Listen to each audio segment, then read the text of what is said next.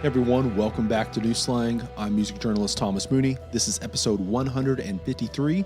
On today's episode, I am joined by one of my longtime buddies, Mr. Ross Cooper.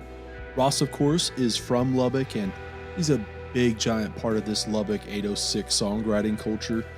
He's been living up in Nashville for, just a good long while now, and even though that's the case, it still feels like he's very much invested in a lot of the bands that come from this area and a lot of the songwriters who still call this place home. Anyway, Ross, he does have a new album coming out in just a little bit over a month now called Chasing Old Highs. Initially, he had planned for the record to come out last year, but he was in this spot where I guess in a lot of ways he was very fortunate enough where he wasn't too far along in the process of rolling out a record that he was able to just kind of stick a pin in it, and hopefully this pushback all gives this record the right space and the right attention that it ultimately deserves. Chasing Old Highs is officially due out February 26th, and in my opinion, it features some of Ross's best songwriting. As we talk about on this episode, a large theme of the album is seeking your way home. And that's not necessarily just going back to home, but more so finding whatever home is for you. You hear a lot of that directly on a song like Flatland or 11 Miles or on the song New Orleans, which New Orleans was written by Ross, Charlie Shafter, and Randall King.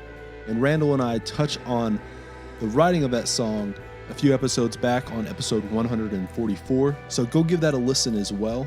So yeah, it can be that physical sense, but it also branches off into identity and time and place. There's obviously a multitude of ways you can dissect this further, and probably a lot more that I've missed or just not thought about. But for the sake of time, I'll focus on one that I find really interesting, and that is identity. Now for Ross, I think that ventures into where he comes from naturally and being away from those roots, and how do you preserve those pieces and keep them as a part of you despite the distance. That goes much deeper than just being a West Texan in Tennessee, though. Where I think he pushes further is how he's most certainly been a musician and a songwriter for a good long while now, but how at one time he was also a genuine rodeo cowboy, and he comes from a rodeo family, and how he's still very much connected to that world, but less so as time naturally goes by. I think that all connects to how do you let go of things and how do you preserve certain things in your past while also growing? How do you move on? How do you reflect on those? There's no wrong answer. There's no right answer. Now, Ross, he did write more directly at that with I Rode the Wild Horses and the album Back, but you also have a good, healthy dose of it on the closing song of this record called Long Way from a Long Way Home. And then it's also very much a part of that title track, Chasing Those Old Highs. And then there's a big part of this album that is about the appreciation of the journey. It isn't always about the goal, it's also about the process. In some respects, it's the hero's journey, the Joseph Campbell stuff. That's big time on a song like Forever to Get There. Anyway, we touch on a lot of that, specifically a lot on Forever to Get There. Some great conversation on songwriting and art. We'll get to all of that here in 1 second, but first, I do need to mention that if you are a fan of 90s era country music, you need to check out the Neon Eon. It's this new weekly podcast that I started that is just about country music from around 1986 to around 2001. It's going to primarily be interviews with artists and songwriters of the day. Last week's episode was the very first, and it was with Clay Walker. This week, it's with Pam Tillis. We have some really exciting guests coming up in the future as well. So yeah, go subscribe to the Neon Eon. It's out every Wednesday, and I'll throw a link into the show notes. Go subscribe, give it a 5-star review, tell all your friends and family, and yeah. Today's presenting partner is our pals over at Desert Door Texas Soto. If you're asking yourself what exactly Desert Door or a Soto is, well, it's a premium, high-quality spirit that is similar to a tequila or a mezcal, but in my estimation, it's more refined, smooth, and fragrant. It has a distinct and intriguing palate that picks up on hints of vanilla and citrus while maintaining a healthy earthiness that is quite enjoyable. One of my favorite features about Desert Door is just how versatile it really is. If you want to feel fancy and a little highbrow, it's perfect for a variety of cocktails that call for lime wedges and coarse salt, chopped ginger, agave nectar, sprigs of thyme and sticks of cinnamon. If you're down to muddle some fresh fruit, all that kind of stuff, it's perfect. It's great for experimentation and fine-tuning all of your mixologist skills. And then also, if you're a little bit more down home and casual, you got that denim jacket on. It's just perfect for those short and sweet, simple go-to favorites that hit the mark every time. I'm talking about ranch waters and Moscow mules and palomas and Mexican Coca-Cola with Desert Door. What I love so much about Desert Door is just how genuine and authentically West Texan they are as well. They go out and harvest soto plants out in the wild and are aware and knowledgeable conservationists at heart. So next time you're at your neighborhood liquor store, get yourself a bottle of Desert Door. I'll throw a link into the show notes for more information. Okay, let's get on to this episode. Here is Ross Cooper. I guess like where I kind of want to start off with is, this year has been one where I guess initially you had thoughts of releasing this new record that you have coming out in February, sometime last year. And, all of that kind of stuff where you had to push it back. And I guess like when it comes to all the logistical shit of releasing a record and this year just being where you can't go out on tour and stuff like that, what went all into, just deciding to go ahead and just put the record on pause and wait for a little bit later release date and everything? Man, when all the dates started canceling, and then when we really kind of saw that it was like a serious thing, when everybody's calendar started getting locked out, and venues started closing their doors, and that it wasn't just a temporary thing that was going to last a month or two, that this might be something that lasted longer. And it turns out it was, it's coming up on a year. And I have I've been really lucky to have a great team behind me, and kind of a team that I feel like I haven't been able to put together until now. And just really fantastic people. And I felt like if we would have released, at least on my end, if we would have released this last year, it might have been a wasted release, and it might still be. That's, I don't believe that it will be, and I'm optimistic that it will have a good release, but there is that reality that, some of the stuff you just can't help, and you also can't sit on a record for a year or another year either. I don't want to sit on a record for 2 years. But not having the dates and not having a way to feel like we were really, working or putting in the legwork out on the road was kind of a big decision maker of pulling back a little bit. Yeah. And, after, kind of when all this started, I guess those first couple of months, it's like how many, like Facebook lives and Instagram live shows were you seeing? It was like one every 5 minutes, and there's nothing wrong with that at all. And, I think they work really great for a lot of people. I'm one of those people. I did a couple of them, but, I couldn't do it. I can't do it every week. It just seemed like, whether it was true or not, I always just kind of felt like that. I would get lost in the shuffle of just being, another Instagram live, and that maybe people would get tired of seeing it or whatever. So the plan is, February 26th. We'll see what happens. Yeah. Like it's one of those things where, you don't want the record to get lost, right? Like you said, and there's plenty of records in, like, this year has just felt so long where there's plenty of records when I was going back through what was released that were released in, March of 2019 or 2020 or April that I don't remember being released. And it's not like because I didn't like the record or anything like that, or, I even remember the record coming out, but like, it would be like, oh, this came out this year. And it's just because it kind of, and I don't necessarily want to throw any names out, but there's a few records where I'm like, I know that band, that artist wishes they could have released that 6 months later or something, because it just feels like any kind of momentum that they would have had with tour dates just kind of went out the window, just flew right out. Yeah.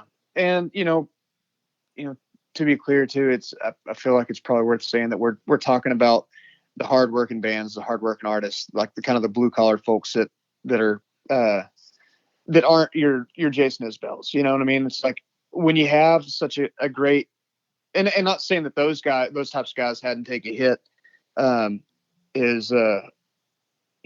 would be pretty irresponsible to say that, but because obviously they have too. But speaking for myself, I don't have this huge mega fan base that doesn't matter if we're touring or not. We release a record, they just listen to it front and back and memorize every song. We don't have that yet, So and it's awesome the guys that can release during or that have released during the pandemic and have seen have been successful. But I just feel like if you can have as many of the puzzle pieces as you can, then why wouldn't you? And I hope, and a couple years, I'm able to release with no dates on the books and have a successful release. But man, not there yet. Yeah, it's we talk about like the Taylor Swift's like just surprise record. Here's another surprise record a month later kind of thing. I guess it's not a month later, but yeah. And that's really, really cool. But then also at the same time, you understand like when you have buddies who are like, I don't have any buddies that are like Taylor Swift size. So like I'm talking out my ass here, but like everyone else is kind of like, oh, well, there goes, if I was releasing a record that day, that same Friday or something, there goes all the oxygen in the room goes to Taylor because, and I can see that being the same thing as you were mentioning with the, like the Facebook streams and the Instagram streams. 'Cause there for a while it was getting where there was just so much of it. Yeah. Yeah. It was kind of hard to get away from, and great ones too. It's not saying that we shouldn't do those. It's not saying that at all. But yeah, it was there for a second, especially, when you get around weekend territory, it's like starting around 6-7 o'clock, man, they pop up everywhere, huh? Yeah. I think that like the people who have kept on doing it, they're the people that you'd go, oh, that's kind of probably more their thing anyways. Like you could see them doing that on a regular basis without a pandemic. And, yes, like there for a while, I just think everyone was doing it because they didn't know any alternatives. We all didn't know what to do. So, yeah. Well, and it was a creative alternative, like you were able to kind of correspond with fans and friends and people that wanted to listen to you. Like absolutely. It was definitely coming from the right place. Then like, just kind of, there's a lot of them. And it's settled back down a lot, but man, right out of the gate, it's like everybody and their dog was doing one. Yeah, the one that like I don't think like he stopped doing them was Charlie Stout. Charlie was doing like one every midnight. That he was getting some like pretty cool people on there, but it was I think like we all know Charlie where like he just couldn't do that every fucking day at midnight every night. Right. Or, I don't know. Maybe he could have. I don't know. Like maybe he just lost steam. I don't know. Maybe his internet isn't good in Tucson or Turkey or wherever he's bouncing in between. Tucson to Turkey. Yeah. Tucson to Turkey. That's probably going to be if he listens to this, it'll probably be the title track of his next project. Yeah. Well, you know what every songwriter loves to hear is like, oh, that sounds like a song to me. So. Oh my gosh. Yeah. Ugh. Yep. That's still like, I don't know how necessarily to do it, but that is like the coffee table book idea. That is just sitting out there of the Twitter responses or like any kind of social media response to a songwriter saying, oh, you know, that sounds like a song. Mm-hmm. Yeah. It's, so Mike, my guitar player who you've met, at, there in Lubbock, he had an idea for, you know, like the easy button from, I think is it Staples that has the easy button that you hit like on your desk? Yeah. So it would just be, you would hit that and it would be like a really obnoxious soundbite of somebody just yelling, "There's your song." And so the idea would be, if you're a songwriter, you carry it around. So when, you know, when somebody is when you know that like somebody, it's usually like family or friends. It's like, oh, there's your song. You know, it's always somebody pretty close to you. Anytime you feel like somebody's about to say that, you know, in conversation, you just hit that button before they get a chance to. There's your song. But it's definitely, yeah, that's definitely a pretty common joke and common thread to talk about is there's your song. Yeah, I almost kind of want like someone like a Jason Isbell to go ahead and like write that record just to show people how boring it would be. Mm-hmm. Like, here, guys, this is like those songs that you told me that story that I needed to write into a song, and here they are. And yeah. Right. I told you there was no song in there. Yeah, exactly. This episode of New Slang is brought to you by the Blue Light Live here in Lubbock, Texas. Blue Light has undoubtedly been my home away from home over the years and has played such a vital role not only for my development as a journalist, but obviously it's been one of the foundational pieces for a lot of your favorite songwriters and bands who have made it out of the Lubbock area over the years.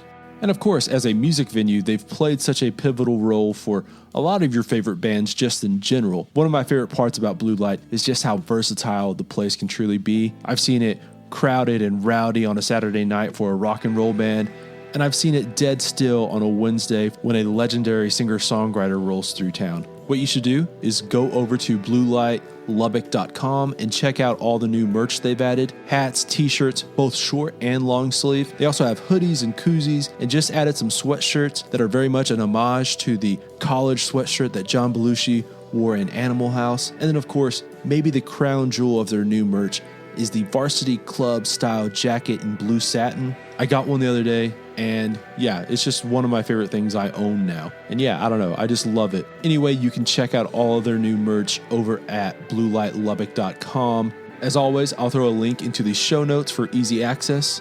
Okay, let's get back to the show.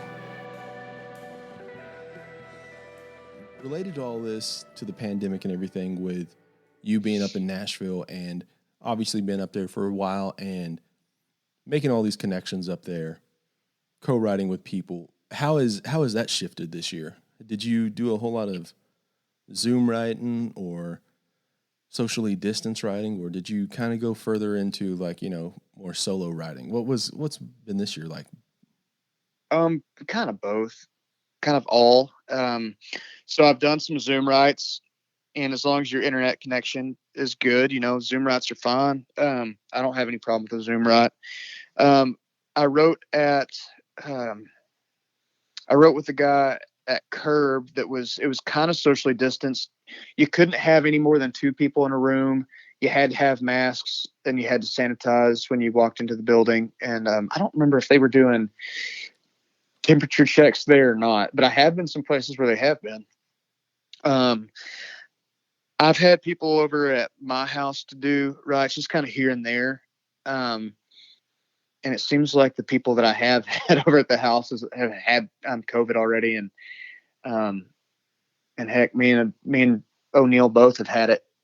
We had it back in the summer, and we got our antibodies test 2 weeks ago, and turns out we still have antibodies. So that was, that was at least, a little bit of good news. But, I've written some on my own, and I feel like the bulk of my ideas come honestly when I'm driving, and it's always kind of like when everybody else is asleep and we're driving long distances, and I feel like I can just kind of get lost a little bit and stumble upon some good ideas. And so I haven't had as much as that, as much of that type of inspiration this year, but that's not to say I haven't felt inspired. I've still written and have written a couple songs I'm proud of, and have written some probably just, pieces of shit, and it's just kind of how it goes. But I don't think that I've got the reps this year as I have normally. And normally, I feel like I write all the dang time. And with kind of waiting on this record to come out and working a couple of, kind of working more on the business side of that, I definitely haven't put out, or I haven't written as many songs this year or this last year as I normally have or normally would. Yeah. The, I guess it was like right around whenever you were releasing, I Rode the Wild Horses. I remember you saying something about, I can't necessarily remember the number, but you were like, I wanted to write X amount of songs before cutting this record. And I don't think you had reached that number, but that number was like, do you remember what number that was? I think, no, I don't remember like kind of what my goal was. I think I probably wanted to have like 50 to choose from, which is like pretty crazy, I mean, it's not, it's, I say that because I mean, like, having 50 to choose from, in my mind, that means like you have 50 songs that you're confident in. Mm-hmm. And that's an overshooting goal. Like, that would be awesome for me to at any time have like 50 songs that I'm so confident in that I could track any 10 of those 50. So I think that would be something that I probably would have said, very confidently. And, but I do remember, so that session on that record was split up into 2 sessions. And between the first session and the second session, I wrote like 75 more songs. So, and I didn't have, obviously not all those were good, but I did have the reps where I was just writing so much. And then got that record done. And then a couple of those songs ended up making it onto this record. Mm-hmm. Yeah, I for some reason I thought like that number was like 75 or something, 75 or 100. Yeah, and it was 75 between sessions, but I don't remember what the initial. So I guess I hit it, but there, anybody can write a song. It doesn't mean it's going to be good. Yeah. So I definitely had the numbers, but just I think maybe my idea or my perspective has changed a little bit. I always want to make sure that I'm getting reps in, because I feel like songwriting is a muscle, and man, for me, I really feel like I need to exercise it. So then when I feel really inspired, that inspiration hits, I feel like I've kind of developed the tools to write as good a song as I can, mm-hmm. That I can hold up my end. Because there are those songs that, and everybody will tell you, everybody's favorite song as a songwriter is a song that just falls into your lap that takes 10 minutes to write. That's just so inspired, and it's been living inside of you, and then it just needs to get out. But I feel like the more, at least for me, the more I exercise that writing muscle and develop those tools, it's when that inspiration hits and those quick songs come, that I'm kind of doing it the best justice that I can. So I still feel that way, that you need to kind of keep the pencil sharp and write a bunch. But I feel like I'm probably now less likely to finish a song that I know is going to be just kind of shitty, like just for the sake of finishing a song. And I think that there's times that you should, like, you're a writer, like, you know that there's times that you're writing something, you're like, this isn't going to be any good, but you make yourself finish it because there's a lesson in finishing it. I think there's times that you have to do that, but there's also times where I get an intro, verse, chorus, or whatever. I'm like, this isn't good, and me finishing it's not going to make it better, you know? So I'll just kind of let it die or won't finish it or whatever. Yeah.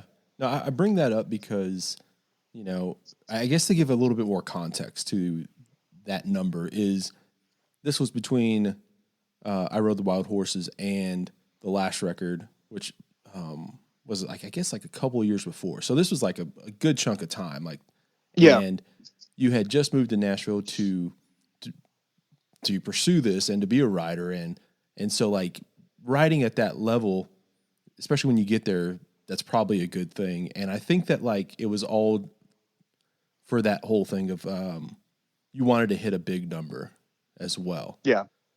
And yeah, no, I think like all of that is, and this is what I tell a lot of, like, and I say a lot, but like every once in a while I'll get an email from some kid at tech wanting to be a journalist or something. And it's like, what do I need to do? And I'm saying, like, my first thing is like, you need to start a blog. Even if you're not like publishing it out for the world, even if no one's reading it, because you just need to write, because that whole, whenever opportunity actually comes up, you want to be ready where it's already like just second nature and you're not having to learn how to write. Yeah. I think you, by doing that, you learn what not to do. You know, I think that's what the reps are is, you know, if we're kind of looking at this on paper, if you will, anybody that really pursues it, whether that be on the journalism side or the literary side or the music side, there's probably already a little bit of talent, you know, at least a little bit. So that's what the reps does, man. It's like, it allows that talent to develop. And I think you really learn what doesn't work, like what you don't do. And that's why it's awesome. Like, getting in the room with, you know, the writer's room with guys that are really seasoned, or some of the older guys that have a bunch of cuts with people that, in different conversation. I was about to go off on a tangent, but there is a difference between, like, you know, cuts that you're proud of and cuts that you're not, you know, or cuts that you would be proud of and cuts that you wouldn't be proud of. But, you know, getting yourself in those rooms with people that you respect and learning from them has always kind of been,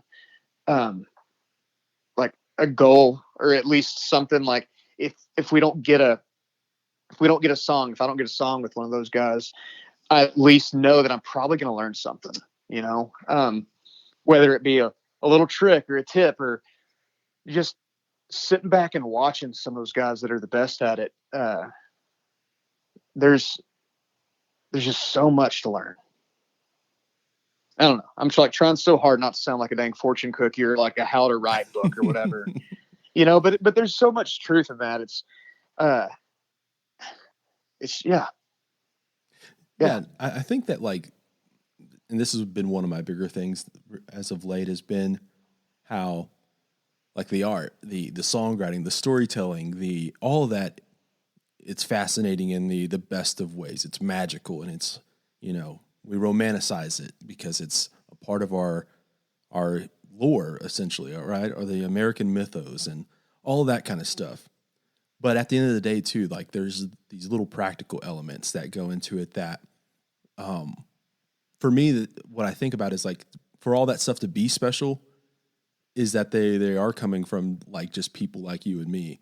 And that, like, even though that these tips and tricks may sound, you know, just, I don't want to say shortcuts or anything, but, like, when they are like that, when it's not just like stream of conscious onto the paper and, like, it came out in 5 minutes, that's part of the magic, in my opinion, even though it sounds like it's not. And so, like, all those little tips and tricks, and just watching the observation of other songwriters in their element, doing their thing. And, like, even if it sounds like, you know, you come up to a roadblock and you try something that sounds that you've never seen before, but sounds very practical, That's amazing to put in your toolbox. Yeah. And great point. And, sometimes it can be something as easy as like, this happens a lot in writes where you might get stumped on a second verse and you want to keep but you have momentum going. So you keep going, like write the chorus, come back to the verse. So whatever your forward movement is probably is going to inspire something else, so, but no, like if you get to a spot in your work where if you're getting stumped, like don't stop, go around it and then come back to it, and then sometimes it works out to where what you thought was the first verse is really your last verse. And, but those are those things like, I think, is a young writer or somebody who's just getting started, of getting to a place where you're stumped and either just writing something that, just might work or whatever, just to get the song finished. It's like learning that you don't need to do that. Like you can, like, does that make sense? Like, yeah, don't just because you get stumped on a song, don't let yourself just settle for something that just sounds okay. Like table whatever it is you're stumped on, whether it be a verse or a chorus, and work on the chorus or work on the other verse or whatever. But yeah, there's just, and that's something I feel like is probably pretty common knowledge with most writers, but it's something when I first started writing songs, like I didn't understand that. I would get really frustrated. And so I would have a bunch of half written songs. And it's like, okay, well, I think now hindsight's 2020. There's ways to those kind of tips and tricks that we were talking about. That's kind of more what that's about. It's like what to do when you get stumped, etc. What to do, like,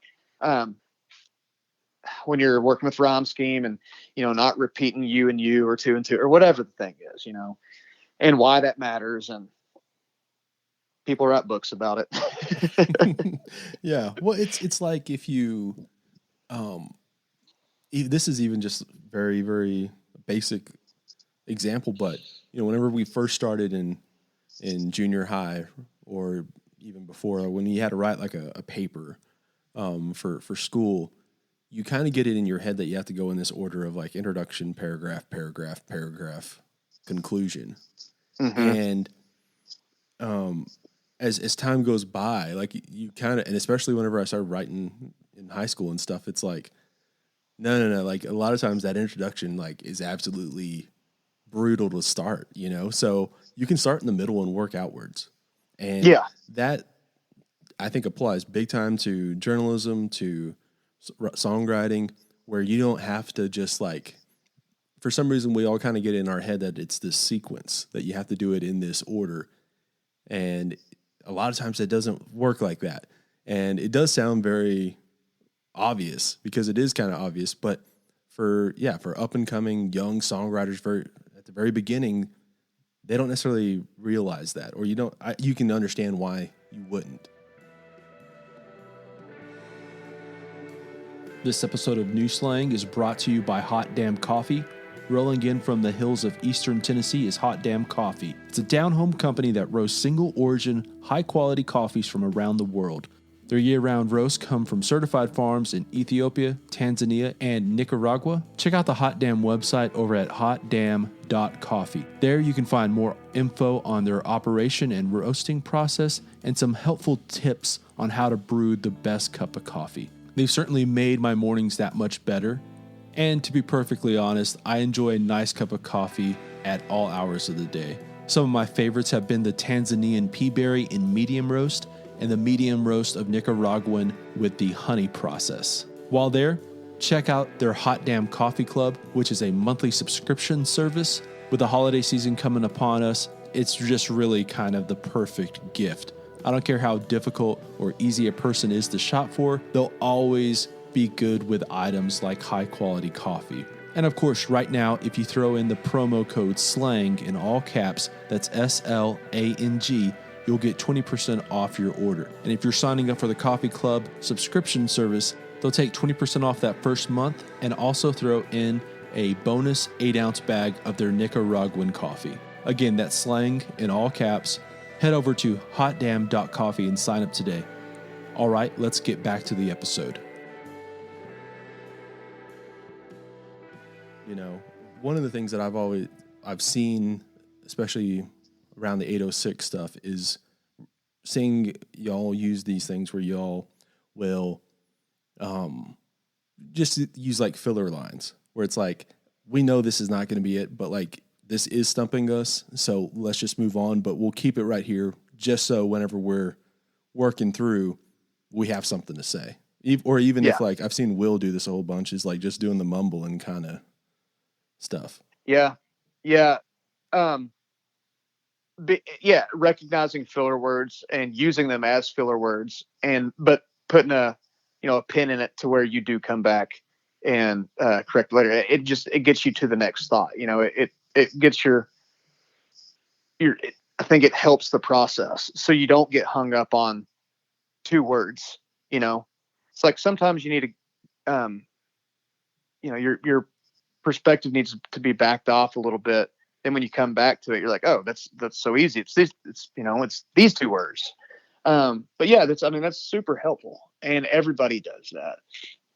One thing that you'll hear a lot too, especially in co-writes, is when you're talking about ideas for songs and getting them on paper. Like when you're in the middle of a write, somebody will say, not this, but this, and then you'll kind of like talk through what that, whatever that is in a line. It's like not this, but this. Like I went to the corner store to get a scratch off. It's like, that's what you want to say, but that's not how you're going to write it to sing it, Right.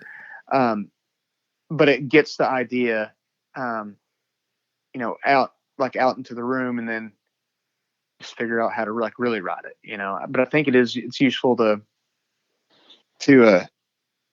it's funny talking about this, too, because it seems all of this stuff seems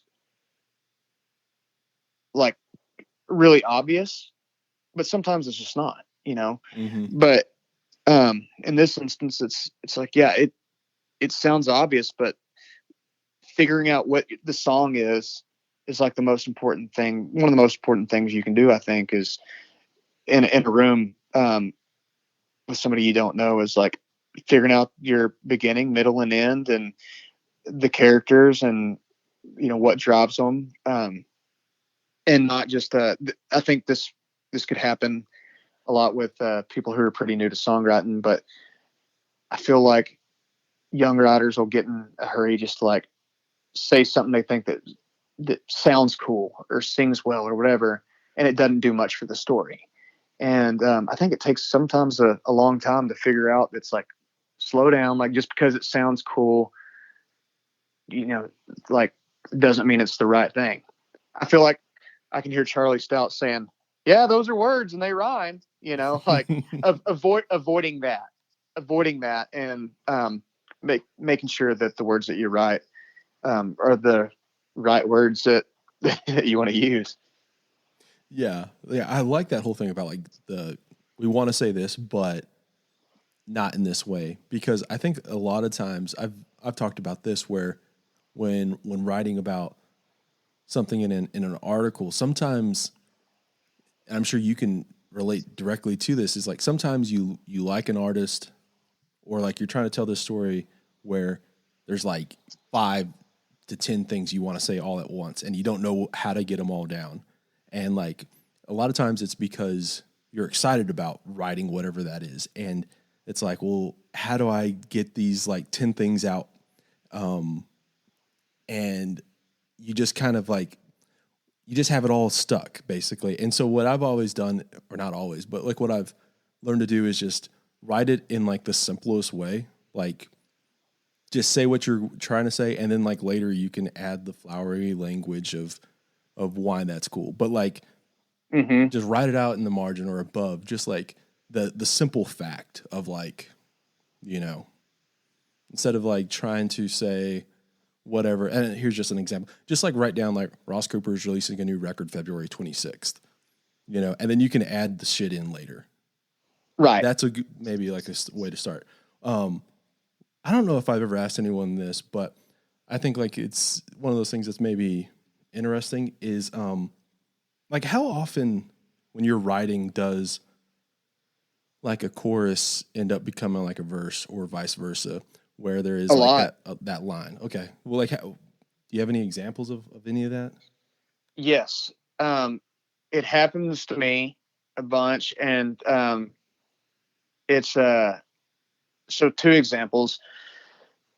Let's see. I think, gosh, last year was such a scramble. I don't remember if it was at the beginning of this last year or at the end of the year before, but Eric Willis was up here in Nashville, and we were writing, and he sang what he had down, and I think he had it as a chorus, and or no, he had it as a verse. Either way, he wrote his verse, and I thought it was the chorus the whole time. And I was like, man, that's like, I love that chorus. And he's like, actually, that's the verse. I was like, I had no idea.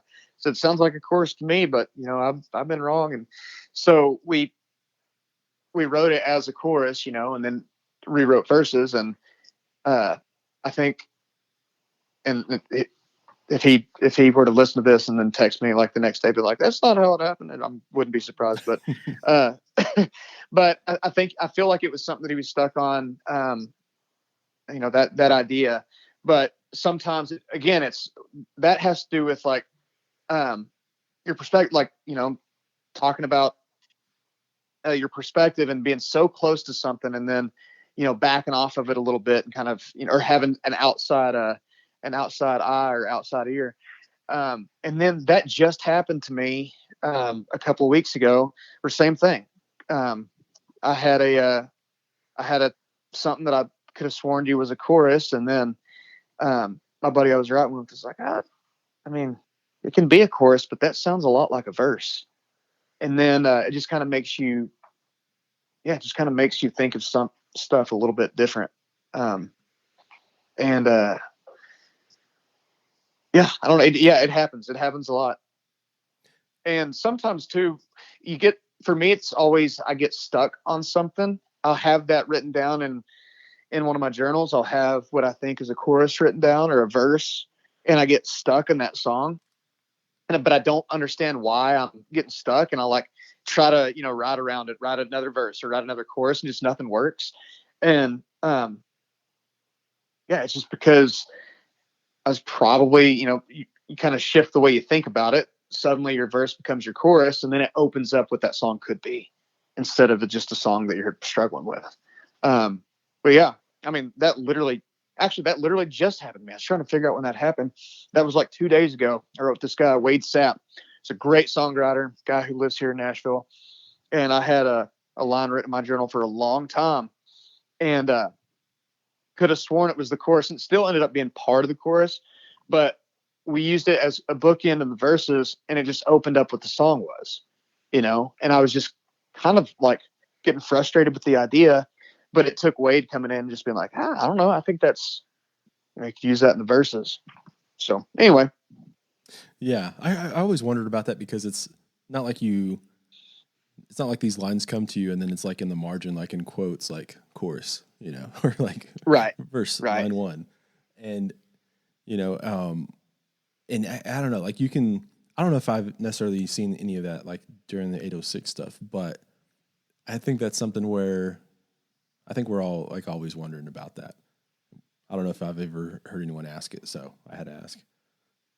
No, it happens a lot. It's a good question. Yeah. Absolutely a good question.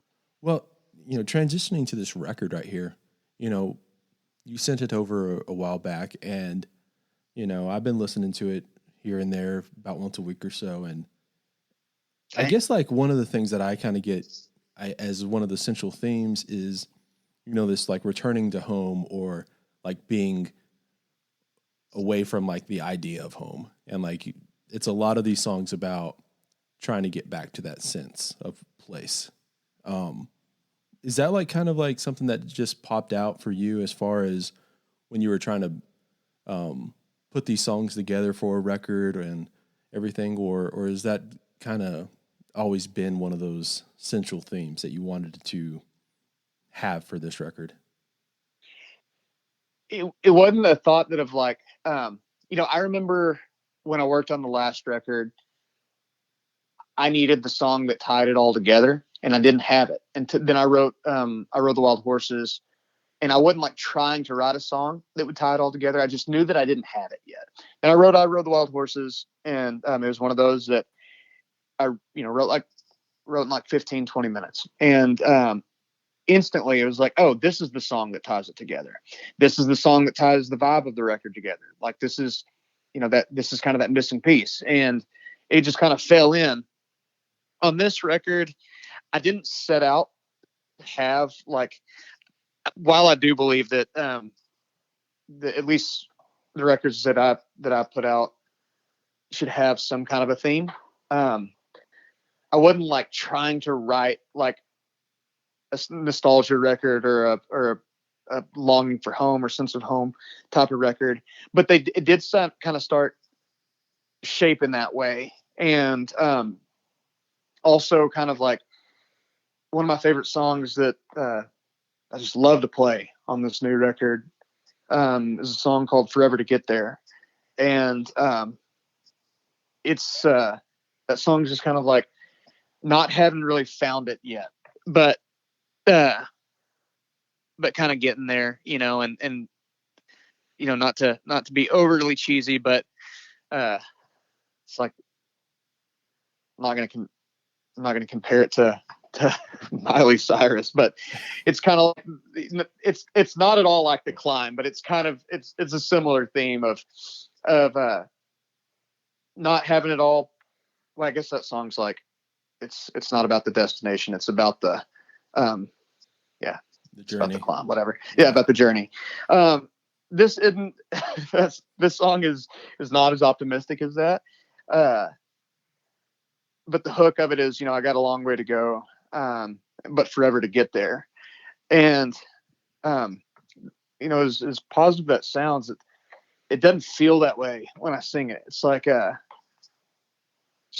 hadn't found exactly, my pot of gold. And that kind of, I think when I wrote that one, I didn't even know that I was going to cut it at the time. Like we wrote it and I liked it. And then Joe did it. Hold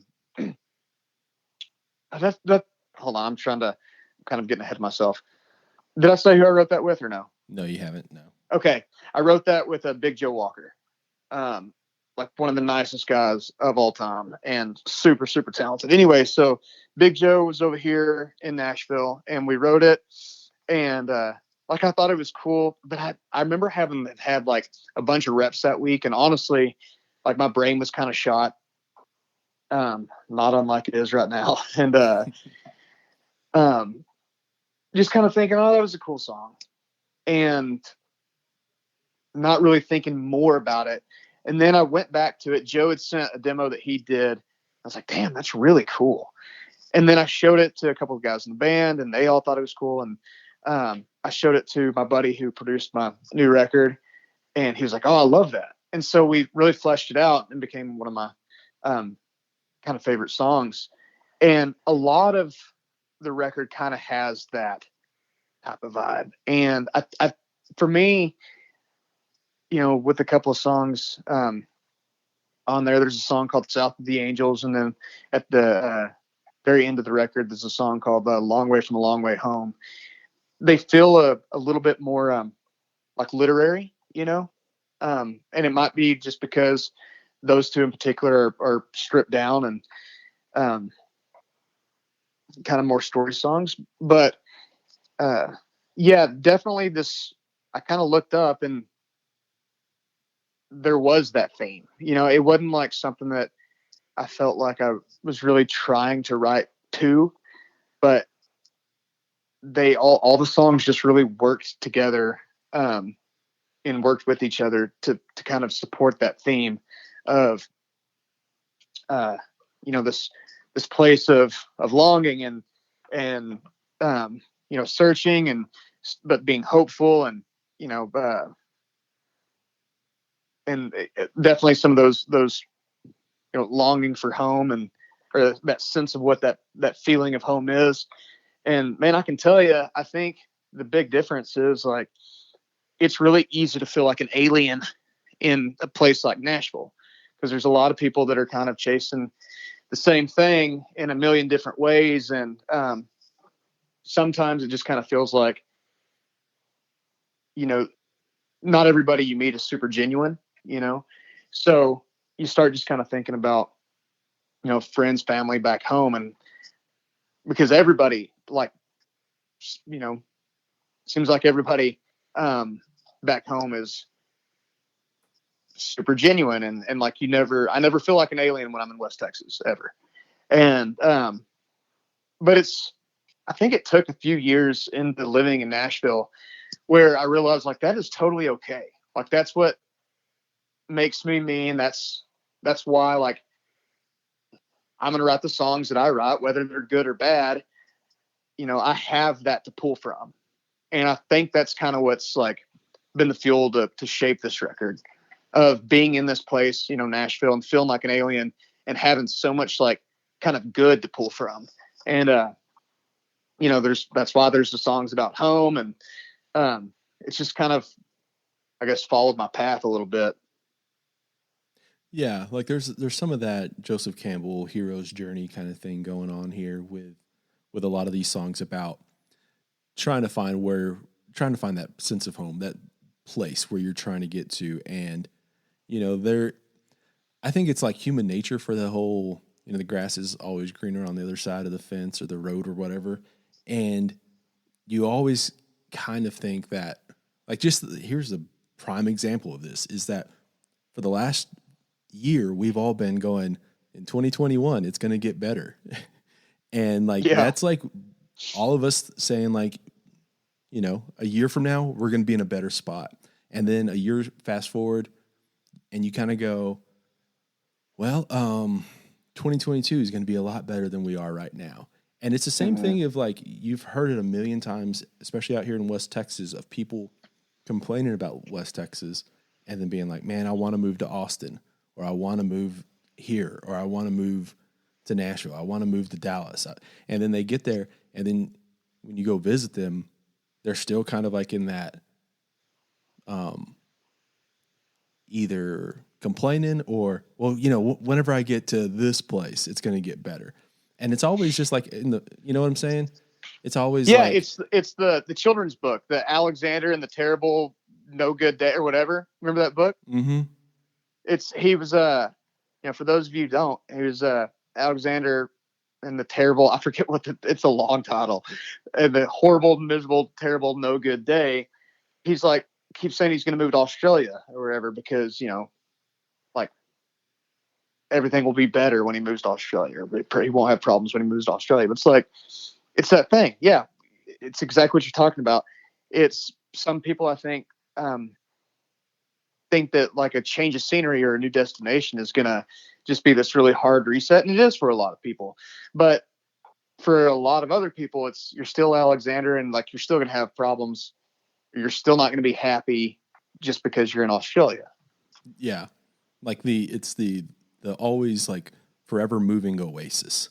Like, that's always off in the distance. And, I don't know. I think that's just like human nature. Like, we all kind of do that.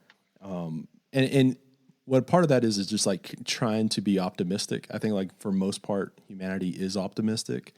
So like that's a little bit of that in there.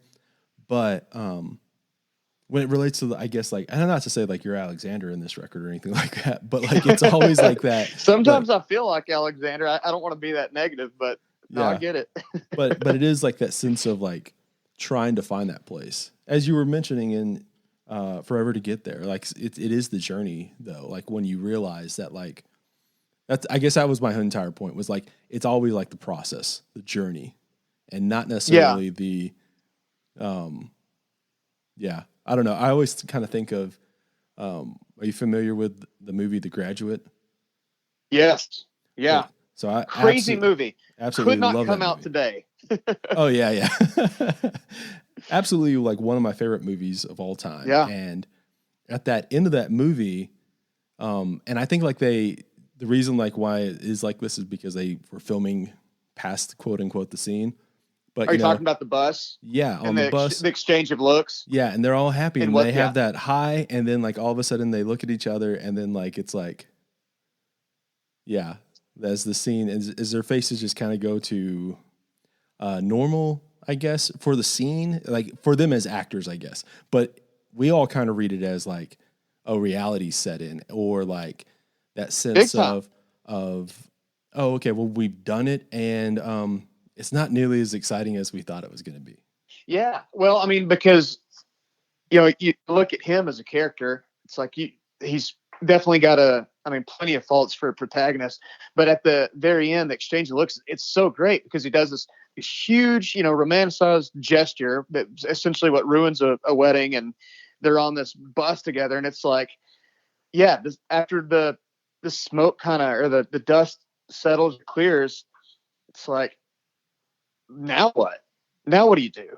It's like you have this huge climax of that movie, and then there's never really a thought of like what the resolution is going to be, which is kind of what makes that movie awesome. No, absolutely. I love the ending. Such a good ending. Yeah, I think like that's probably, I've not watched it in a minute, but it's in my like top 15 for me personal. Yeah. So yeah, I just thought about like that movie right now for that example, and I think that's something. This episode of New Slang is brought to you by New Slang. So obviously, you're listening to New Slang right now. That probably means that you enjoy it, or at least you enjoy some of the conversations with the artists that are on here. Well, you may be interested in helping support New Slang a little bit more by doing one of a handful of things. One, stop by our New Slang merch store and order some merch. Right now, there's t-shirts, koozies, buttons, stickers, magnets, and a handful of keychains and the like. Two, if you like New Slang just a little bit more, you can join the New Slang Patreon. What is Patreon? Well, it's like a subscription service. Since New Slang is free, it's a great way to get some extra bonuses and additional content. For example, if you subscribe to the Postcard Pal tier for $5 a month, you'll get ad-free episodes, updates on upcoming guests, and monthly New Slang postcards. The postcards are essentially little mini show posters that I started designing to highlight that month's roster of guests. Like right now, we just ended the month of November, so November's show poster is a denim jacket where all the episode guests are individual buttons pinned to the jacket. Right now, if you sign up for the Patreon, I'll go ahead and make sure you get all the back prints. Again, signing up for the New Slang Patreon or purchasing something from the New Slang merch store are great ways to help support New Slang. Another easy, simple way is to give us a 5-star review over on iTunes and share New Slang with all your friends and family who you think may enjoy New Slang. Links to both the Patreon and the merch store and all of our social media stuff is in the show notes. Okay, let's get back to the episode. Man, we were talking about like kind of craft and songs and tools and whatnot. And we've had this conversation before, but about like, the more that you, the more songs that you digest and the more just music you've listened to, the older you get. For me, it's really, it's hard for me to be really excited about new music. Like it really takes something different, unique, or really special, or just kind of guilty pleasure for me to really be floored by new music. You know what I mean? I always kind of find myself listening to the same old, just kind of the gems that I go back to. But man, St. Augustine at Night by Dawes. Have you heard that song? No, I've not. No. Put it up like after we get done, listen to it. It's as good of a song as I've ever heard. I mean, it's phenomenal. It's so great. And I won't spoil it for you, and I won't even tell you anything about it. But it was one of those songs that, especially for a band that's as big as Dawes, when I heard it on the radio too, which is kind of crazy because it's not a radio song. That I was like, oh, this is incredible, and I instantly, like, as soon as it ended, I found it and I just started re-listening to it. I've been obsessed with that song, but it's a perfect example of what happens when, like, inspiration and skill set meet. like Taylor Goldsmith is phenomenal. Huge talent, but he's got he's obviously got the skill. I think he's a phenomenal songwriter. So I'm sure there's somebody out there that's like, dude, Dawes sucks or Taylor Goldsmith sucks, whatever. And they're just as entitled to that opinion as I am on. But this song is phenomenal. He's a great writer, and it's a really incredible, inspired song. It's a little bit, storyline is a little bit kind of like Enough Rope by Chris Knight, but not that. So go listen to it. It's phenomenal. It's and I get really excited when those songs hit me, because again, it's like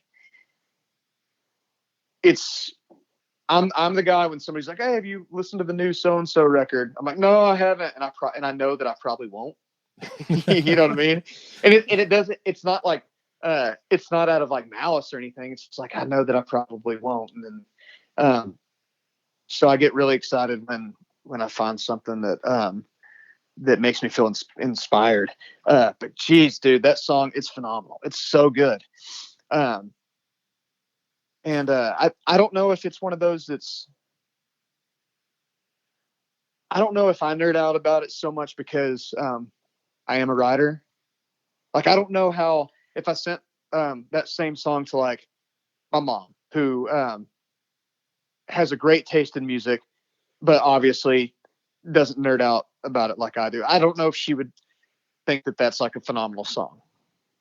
Or like my dad, or whatever. You know what I mean? I don't know, but it is a phenomenal song. And I'm still kind of like talking through it. I'm still kind of shocked that the first place I heard it was the radio, because it doesn't seem like it would be a song that I would have heard on the radio, but it was. So anyway, there's one for your list of songs to check out. Yeah, and that's always interesting on when people kind of stop listening to new music, because I think like for the most part, most people stop listening to new music at around like 24, 25 out of college, the first 2 years out of college, because then, life starts, they get a new job, or like, they, kids, all that kind of stuff. So like you just have less time to go and find new bands and stuff. But it is strange, because even though I'm in like this position as a writer about music, and you're a writer of music, and you're always like around people writing new songs, and I'm always around new records and all that stuff, you do still kind of get that sense that maybe that's just something that happens, and I don't know why, but like I too, in quote unquote downtime, it's not like I'm going back and like trying to discover new bands,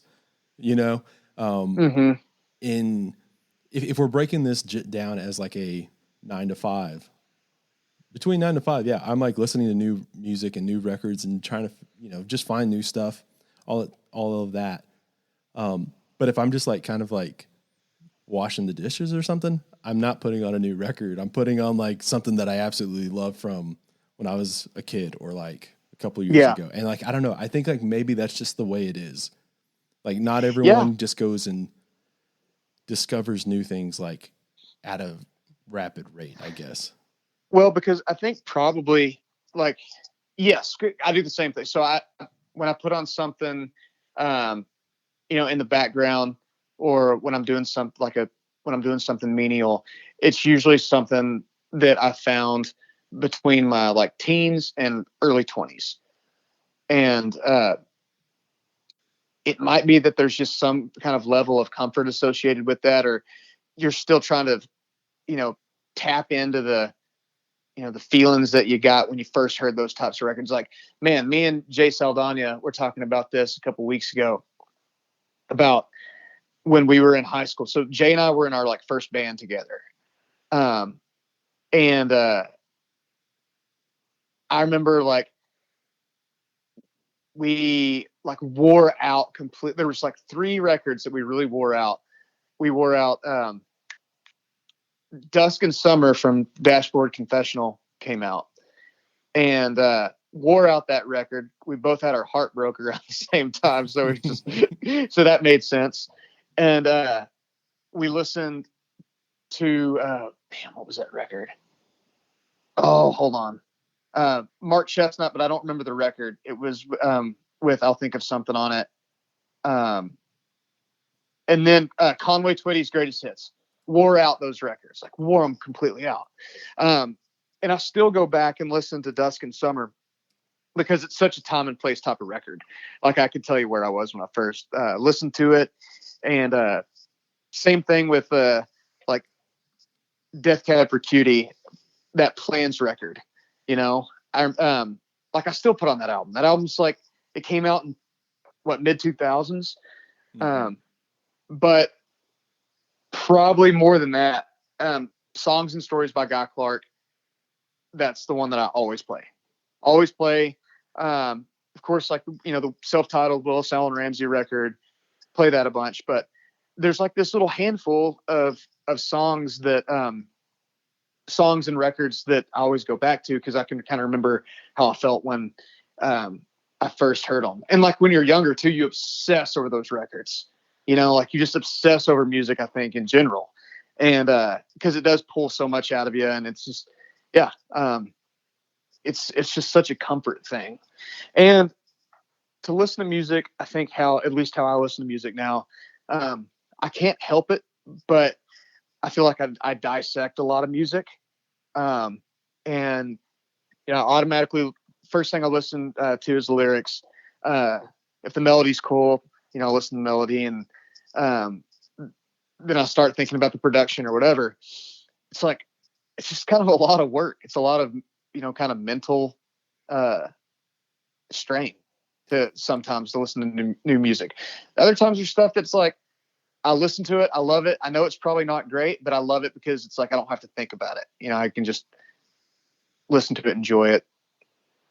It's almost like, it's like the music equivalent, and I'm not going to name any records, but it's like the musical equivalents of like sitcoms or whatever. You know, they have their place, and you can just kind of enjoy them and then discard them and be done with it. Yeah, two things on that. One, Long Necks and Short Stories, Mark Chestnut. That's the record. Yeah. And then, the sitcom thing. Yeah, that's like, now I'm going to name a sitcom here because I think of what you're talking about as like Home Improvement. Like that's like a solid sitcom, but it isn't fucking Seinfeld. And it's, you know what I mean? Right. It's not Curb or, you know, anything like that. But it's good. It's not like groundbreaking revolutionary, but yeah, that's the thing. Man, I was listening to, I guess it was a couple weeks ago, I went back and was starting to listen to all those old Band of Horses records. Oh man, and like those right there at one time were just like my absolute favorite. Same. And they they sound so damn good still. And like it's one of those like, man, how did for starters, like how were they not able to like replicate that 100 times? But like also, you don't really hear a lot of bands like that anymore either. Yeah, it was definitely a stylized band. You know, a band that that felt like they had their own thing going on. And there was a couple bands that kind of exist that obviously exist like that. You know, I know that I've told you before, but like the Strokes are one of my favorite bands ever.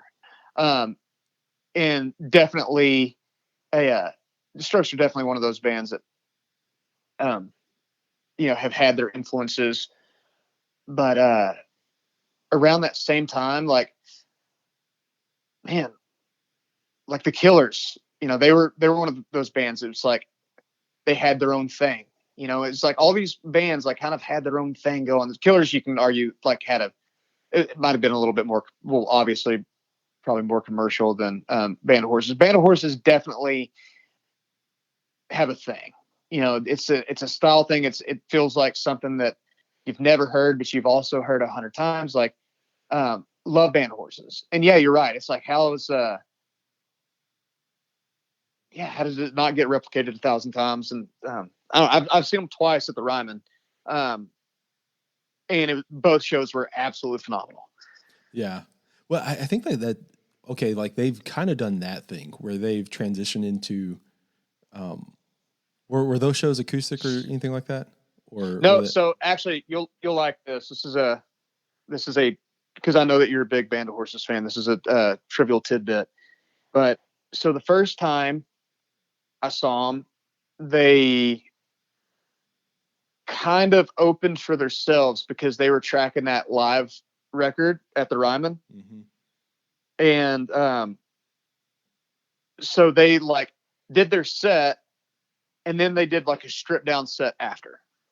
And it was when they first started doing that. And it was good. It wasn't great. You know what I mean? It wasn't like the show was phenomenal, but the stripped down set compared to their straight up just rock and roll set, you know, when they were at that time, one of the bigger bands, I guess, in the country, you know, like they had to have been right at that. What was that? 2006, 2007, 2008, somewhere around there. They're a big band. Yeah, absolutely.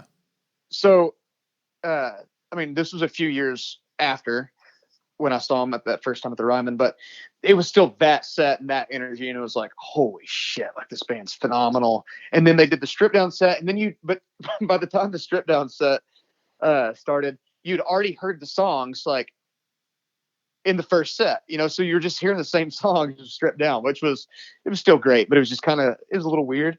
But the second time I saw them, it was a couple of years later, and they had it more dialed in, and they were doing probably, man, I don't remember exactly. I think they did a little bit of both. Like they did a little bit of stripped down and a little bit of full band. And the set was kind of, it wasn't two separate sets. It was just a little of both. And it was phenomenal. Like the stripped down songs, like you could tell they had worked out any kinks. Like it was incredible. It was one of the best shows I've ever seen. So yeah, by that time, yeah, that record had already been out. It was like the stripped down, the live at the Ryman. I don't even know what it's called. It might be called, I don't know. I think it's like something as simple as that. I think it is like just like stripped down at the Ryman or something like that. Okay. Yeah, because I guess like I've not seen them like that in that capacity. But I remember them whenever I saw them. I'd seen them at Stubbs, and it was, you know, the big fucking live massive show, and it was amazing. And I remember they were also doing. This was also during South by, so they were doing like there's one of those one of the venues that they do is, I can't remember the name of the church, but they turned one of these churches down in Austin downtown like into a quote unquote venue that you can go to. Oh yeah. And it's like one of those things where, you know, you can't get in unless you have like the biggest badge available, all that kind of stuff. So of course I couldn't go see that show or anything, but yeah, so I think like that's about the time when they started doing that kind of stuff. But you mentioned the Strokes, and I think this is something that's I don't know, like at the time when I was talking to a friend about this, we had this thing called like the 3 record theory or so. So I don't know if we had a real technical name, but like you'd always kind of give like a band like 3 records before like you kind of, if they were going to just try and do the same thing over and over, or if they were going to be kind of more, I guess like grow as they age, if you will, like grow as an artist. And yeah, there's plenty of examples out there. Yeah. Like Kings of Leon is a great example of a band that started one thing, grew into something else. The Strokes are a band probably that kept it a little bit more down the middle the whole time. Yeah. And and so like that the Strokes were very much where it felt like they couldn't break out of that 3 record thing where, and then my go-to example, you just used Kings of Leon. That was great. But my go-to was Vampire Weekend, where that 3rd record was just so much more phenomenal than the stuff they were doing before. And it was like, oh, this band's going to be around for a while doing really cool things. And the Strokes, you just never really got that sense. And now in hindsight, like I look back and go, man, was that ever going to be like replicable? Was that ever going to be, were they ever going to be able to change and transition from being this like New York stylized, you know, listen to everything from like the Stones to the Stooges to like that the 70s era of of like punk and like proto rock of like television? Were they ever going to be able to do that past the age of like 30, or was it just never going to work? And I don't think like it's one of those things, like if you think about it now, all those guys are in their mid 40s, and were they ever going to be able to do, you know, those songs or anything remotely like that again? Or were they just going to have to kind of, you know, not shoot for that? And I don't know if you can. Want to break one more time to talk about our pals over at Desert Door and offer a handful of my favorite go-tos. By no means am I an experienced mixologist or bartender or anything like that, but these have been super easy to make and great ways to unwind in the evening. Let's start off by upping your ranch water game a little bit by subbing Desert Door in. I'm a simple man. I just kind of take a Topo Chico, take a couple of drinks out, add some Desert Door, and top it off with a few lime wedges. I'm actually pretty big on the Palomas now too. What I'll do is take some Desert Door, some grapefruit juice, a dash of agave nectar, and some fresh lime juice. And I'm kind of big on lime, so I'll throw in another wedge or two when I pour it over some ice. And actually, I'll do the exact same thing, but I'll substitute some pineapple for the grapefruit for a change up.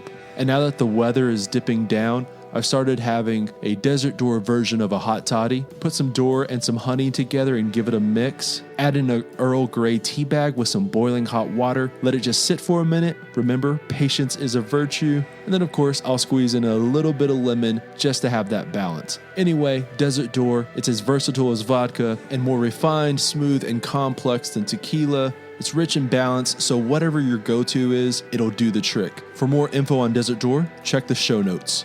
All right, back to the episode.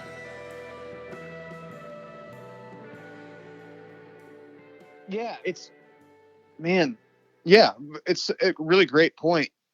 And maybe it's just some bands, for the sake of, you know, us being younger or whatever, maybe they're not supposed to. Like the Strokes, and the new record's awesome. That the new Abnormal, I like it. I like it a lot. Really cool. I didn't love Julian Casablancas' side project. I forgot what it was called. It had a weird name. It just wasn't for me.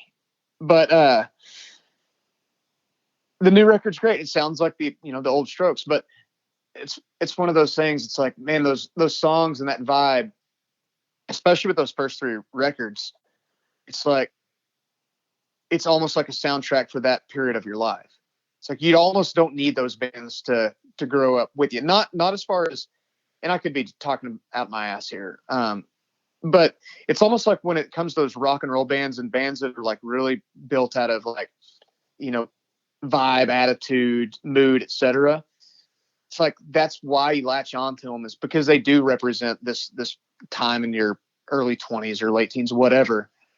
Whereas like the songwriter stuff, you know, I was thinking when we were talking about these bands like Vampire Weekend, you said that third record is, you know, better than anything they put out, versus a band like the Strokes, where it's all kind of the same thing. When you think about songwriters in that same respect, like think about like Paul Simon, you know, put out some of the coolest records of all time. Each of them a little bit different, but they all could have still probably worked on the same record. But it's like, we don't bring that into the same conversation. Like we're not having a conversation like, oh man, like, you know, Paul Simon after putting out Graceland, you know, or well, hold on. Let's go back to the top, like that first record, the first like self-titled Paul Simon record with like me and Julio and all that, you know. Right. It's like, man, I wonder if this guy can still do this, or, you know, 10 years from now or whatever. Like we're not having that same conversation, because Graceland was a huge, awesome, phenomenal record, and but it still sounds like Paul Simon. You know, like, and they did a bunch of cool stuff production wise. I know that was the one they tracked in like Africa, right? Yeah. So like, obviously they did these like really cool production things. Like they used a bunch of those like kind of, you know, really odd instruments, but it's still like Paul Simon didn't like morph into something completely different. But my point is, it's funny that we judge bands kind of differently than we do solo artists or songwriters. You know, it's like, it's almost like you don't want your songwriters to change or your artists to change, but you might want like your bands to change. I don't know. Does that make sense? Again, could be talking out of my ass. I'm just kind of thinking out loud here. Yeah. Well, I think with like the Strokes, like what it goes down to me is, you mentioned like you like the new record. I guess it's all about like your expectations of the band. You know what I mean? Yeah. And I think like Yes. realizing that they're never going to make that first record ever again, and they can't, and that but they're also not trying to like be a different band at the same time. It's this weird middle ground, like you were kind of saying, that you have to like learn how to just accept it. Where as like a band like Vampire Weekend, or I'm trying to think of some other examples here. You just kind of, or another example is like Fleet Foxes. You just know that they're whatever it is. You can't write down what that next record's going to be, because it can be just something completely fucking different. And you may not like it, but a great example of this actually is Sturgill. Yeah. Good point. Because like you just can't pencil them in for like what that next thing's going to be, and that's what I think. There's something that you love about the growth of a band like that, because like they're growing up with you, and so you can be, 40 years old at their concert, and like sure, that's a great point. Listen to it as like a 40-year-old band or a 40-year-old person. The National, I think, is like this as well. Interpol is not like this. I feel like Interpol is like in the Strokes category. Right. Where like they were just never going to be able to make something like that ever again.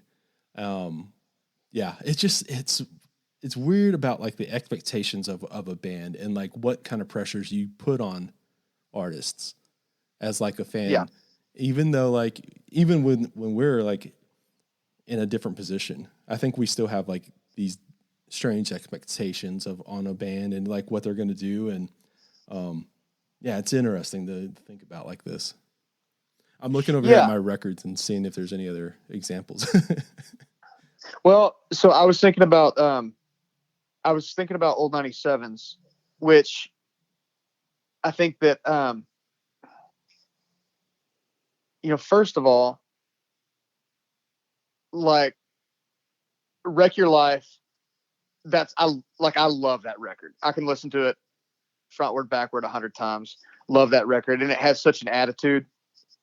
But another record of theirs that I like absolutely love, that I don't feel like a lot of people,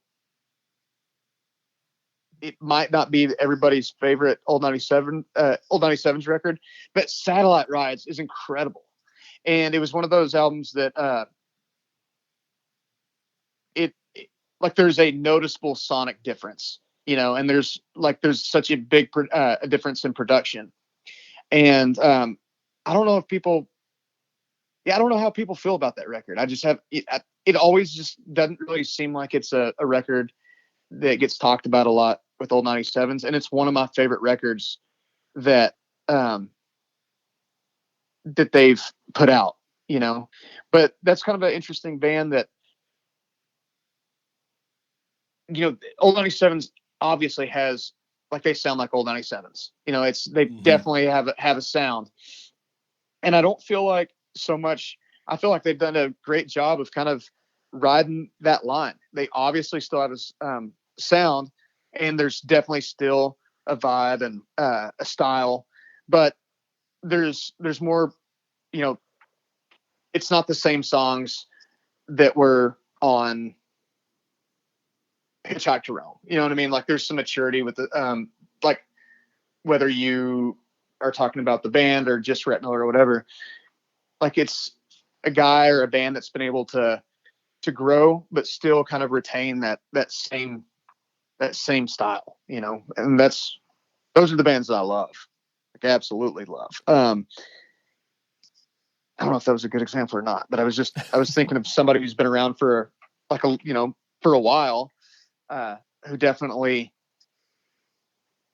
I guess when I first started listening to old 97s, it was like I could tell you, that time in my life, right. And it's definitely, it's that almost kind of like West Texas cowpunk, like rock and roll. I'd never heard anything like it before, and just kind of instantly fell in love with it.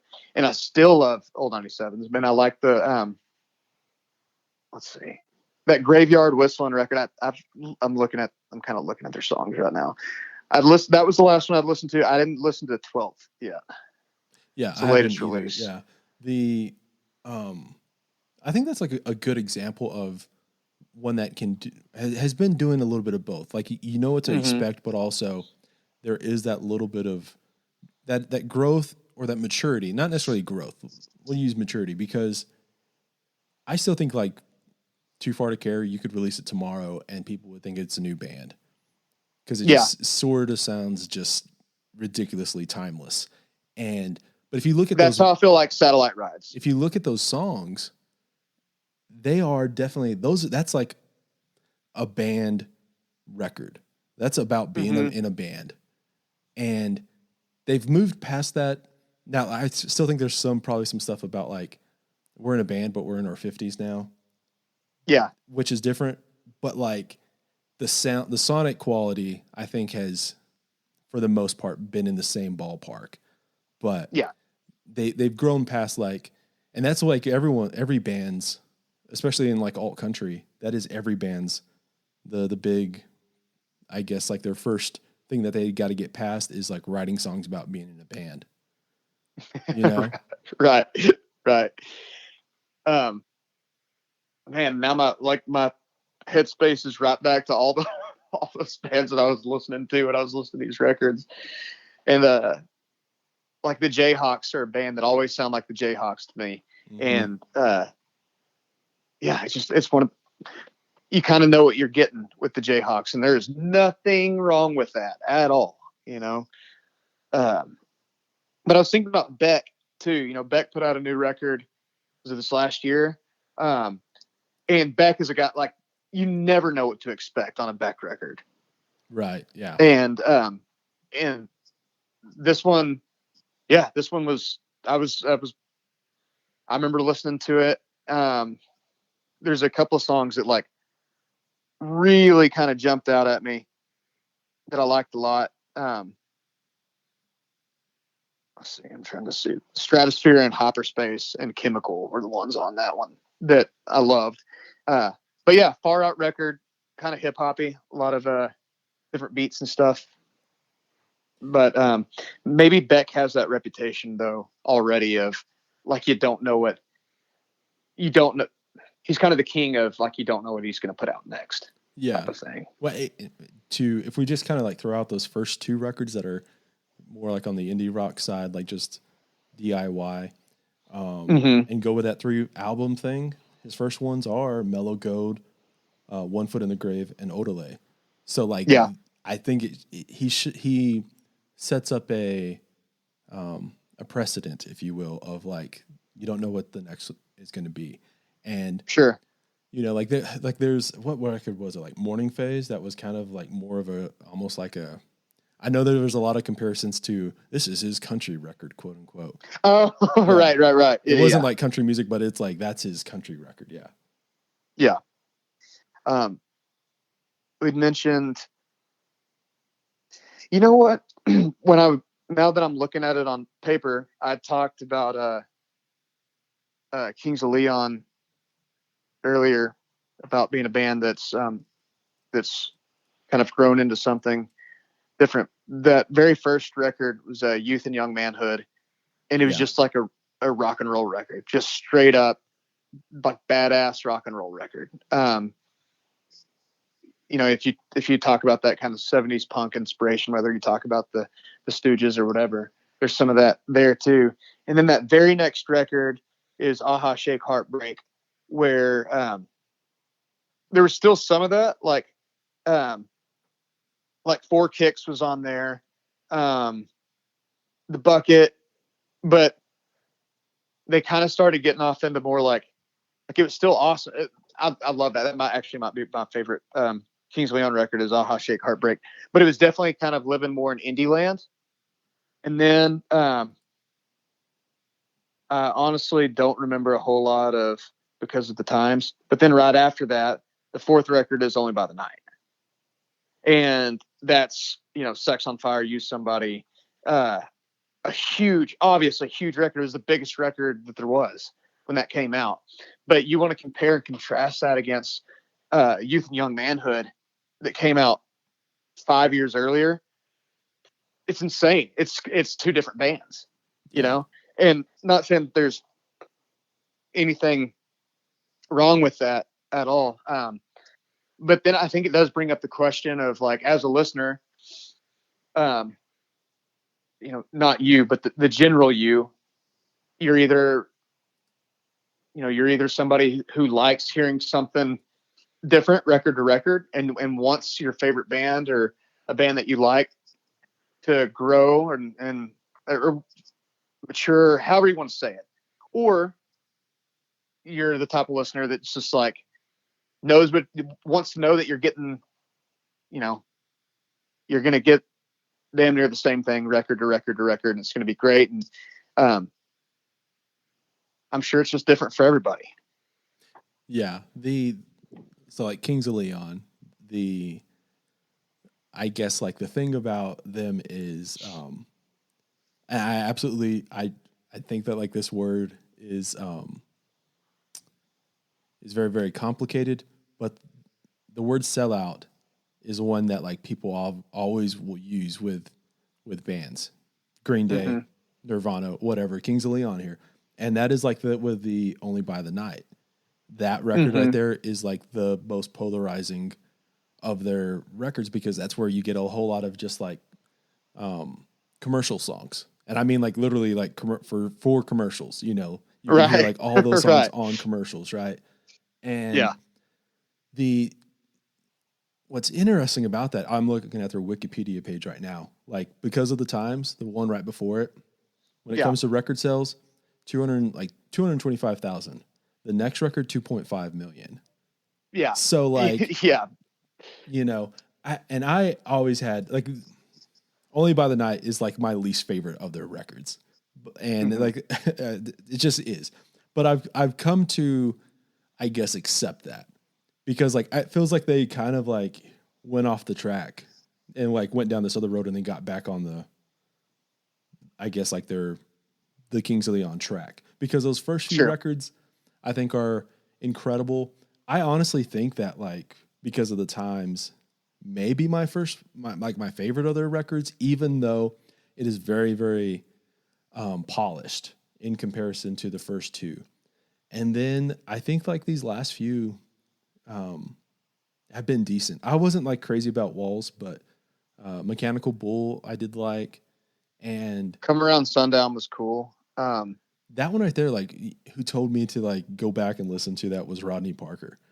Really? Because I was just kind of like, and the reason is because it just came right after the last, the quote unquote sellout record, and I was just kind of like, I'm not going to. And then I listened to it, and it's, a lot, I like cooler, and a lot like there's a lot more stuff going on than I ever actually realized. Yeah. Yeah. I mean, still, it's so hard I'm looking at all these songs. It's so hard I love Aha Shake Heartbreak. It's just, it was one of those albums that just, I'd never really heard anything like it when my brother gave it to me, and I forgot what other record he gave to me, but he gave me that record for Christmas one year along with something else. Anyway, and I'd like never heard a band like that. Anyway, just a bunch of nerd talk about Kings of Leon. Well, like, that's like one year when like my brother was like 13, 14. I got him. I can't remember what other records were in this little like Christmas pack, but I gave him Youth and Young Manhood, and I was like the premise of this record, this like 5 collection of CDs was like, these records are the records that you're supposed to listen to now, and like you're going to be a better person for it. And like, I don't know if he just rolled his eyes or not, but like, it was very much, like the kind of like a great starter pack. Yeah. Yeah. But yeah. Everyone's just like, okay, all right, we get it. You guys like Kings of Leon. Yeah. Yeah. Right. So you guys like some of the Kings of Leon records. You guys like some of the Strokes records. Yeah. But what I was gonna say though too is like why this is all relevant still is because Kings of Leon has a new record coming out in March. Yeah, I just saw the two singles are on the latest release. Yeah, I'll have to give those a listen. Yeah, we'll have to. You don't listen to any music, so. No, well, I mean, yeah. St. Augustine at night, man. Dawes, oof, yeah. Heavy one. Yeah, I don't even know. I don't ever know how to end these things, but we'll go in and. You've done like 1,000 of these. Yeah, I know. It's, you should know by now. The thing is like before you could just kind of go, hey, you want to go get a beer? And then like, oh yeah, let's do that. But now that you're in, we're on 2 different phones, in different parts of the state or country. It's it's a lot different. So I don't know. Do you want to go get a beer? Absolutely, yes. Well, yeah, it's been great talking with you, man. Likewise. Thanks for having me, man. All right, that is it for this one. Be sure to check out Ross Cooper's upcoming record, Chasing Old Highs. It's out February 26th. I'll remind you again once it is released.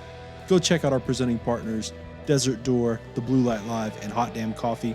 Be sure to subscribe to the Neon Eon. Episode 2 comes out on Wednesday, and that is with Pam Tillis. Episode 1, go check it out. It was with Clay Walker. And yeah, I'll see y'all later this week for more new slang as well.